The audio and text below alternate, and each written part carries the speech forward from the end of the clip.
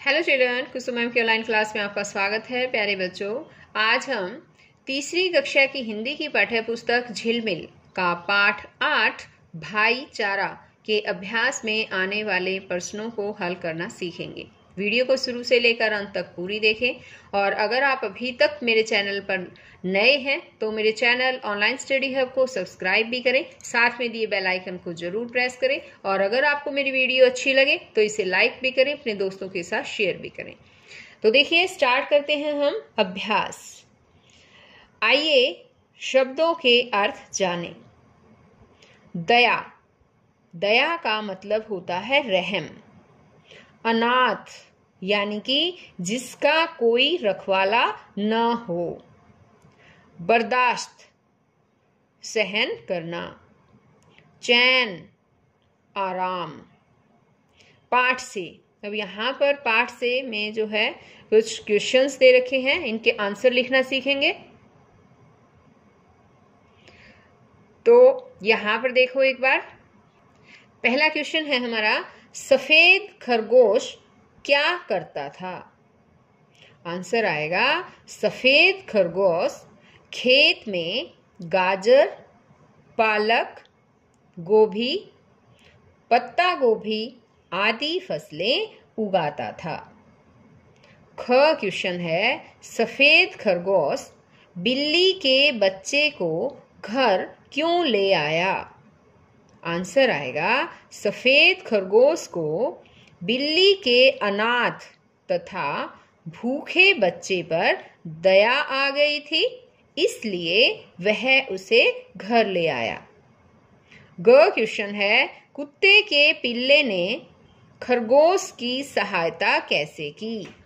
Answer आएगा, कुत्ते के पिल्ले ने खरबूजे चुराने वाले शियार को खेत से भगाकर खरगोश की सहायता की।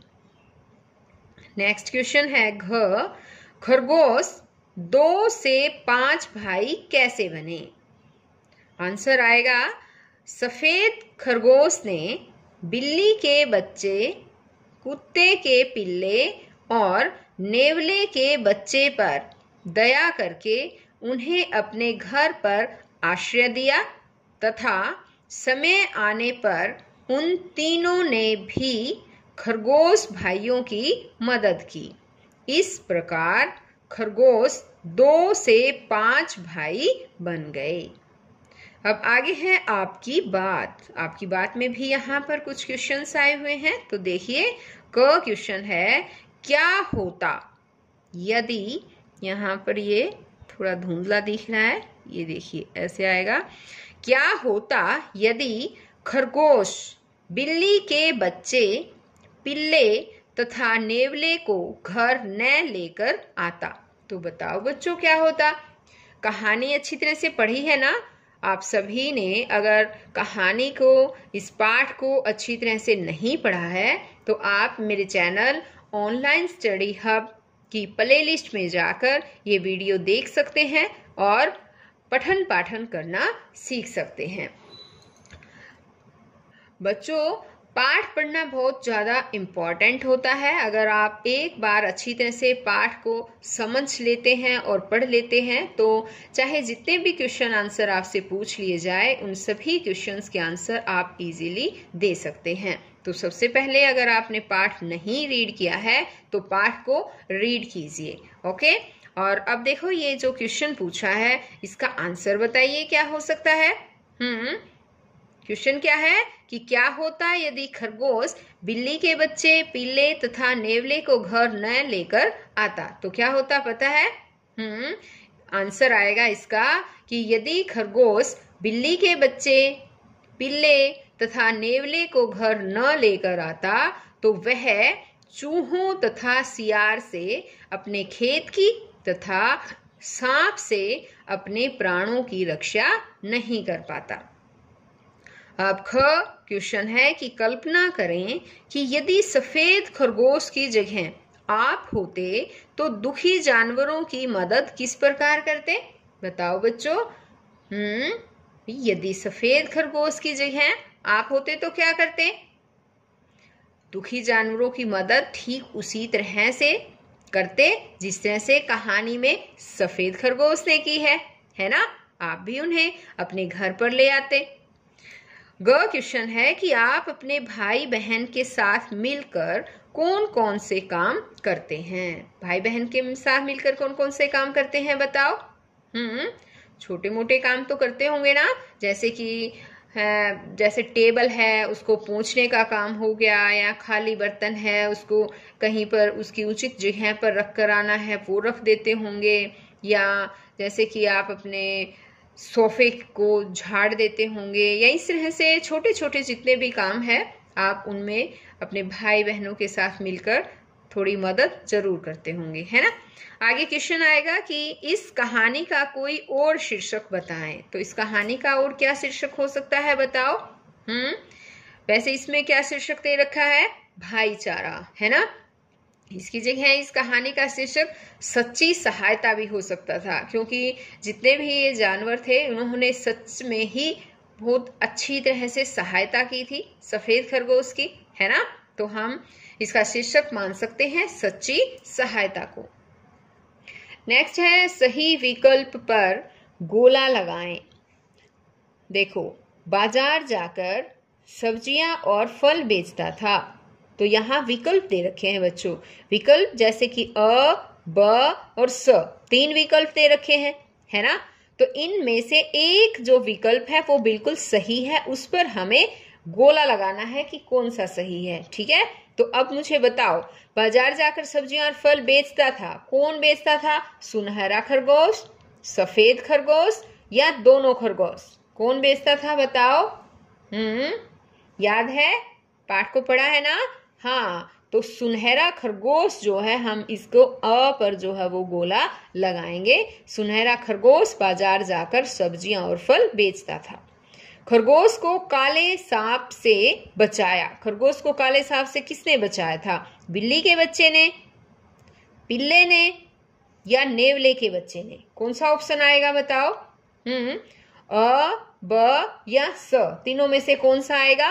स आएगा। तो स को हम गोला लगाएंगे। नेवले के बच्चे ने खरगोश को काले सांप से बचाया था। अब आगे है, खरगोश ने खेत में बोया। खरगोश ने खेत में क्या बोया था? ककड़ी बोई थी, खरबूजा बोया या टमाटर? इन तीनों ऑप्शंस में से बताओ कौन सा ऑप्शन सही आएगा। खरगोश ने खेत में खरबूजा बोया था, तो हम खरबूजे को, ब को जो है वो गोला लगा देंगे। आगे है भाषा की बात। नीचे लिखे वाक्य उलट पुलट हो गए हैं, इन्हें पढ़कर सही क्रम से लिखें। अब यहाँ देखो, एक वाक्य यहाँ पर भी दे रखा है, बहुत प्यार खरगोश भाइयों में था। अब इस उल्ट पुल्ट वाक्यों को हमें सही क्रम में लगाना है और फिर दोबारा से पढ़ना है, ठीक है। अब पढ़ो, बताओ क्या होना चाहिए। ये होना चाहिए कि खरगोश भाइयों में बहुत प्यार था। यहाँ देखो लिख रखा है ना। इसी तरह से यहाँ नीचे देखो, उछलने लगा बिल्ली का बच्चा यह सुनकर। तो अब इसको भी बताओ कि किस तरह से आना चाहिए, सही वाक्य क्या रहेगा, इसका सही क्रम लगाना है हमें। तो क्या आएगा? बिल्ली का बच्चा यह सुनकर उछलने लगा, ऐसे आएगा। देखो, बिल्ली का बच्चा यह सुनकर उछलने लगा।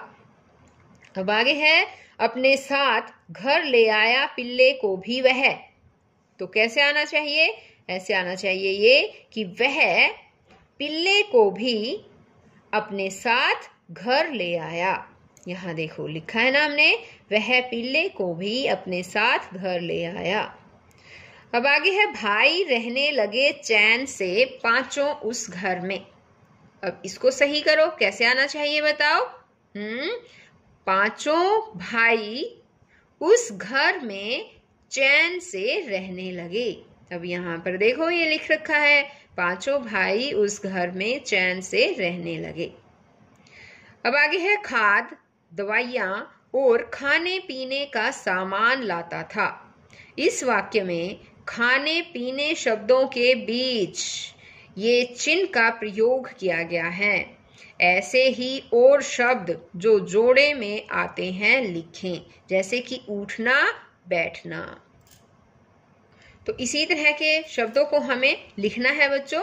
उठना बैठना, बीच में हाइफन लगा रखा है ना, ये साइन लगाकर ही हमें जो शब्दों को लिखना है। तो यहाँ देखिए मैंने ये लिखे हैं, आना जाना, हंसना रोना, चलना फिरना, लेना देना, खोना पाना।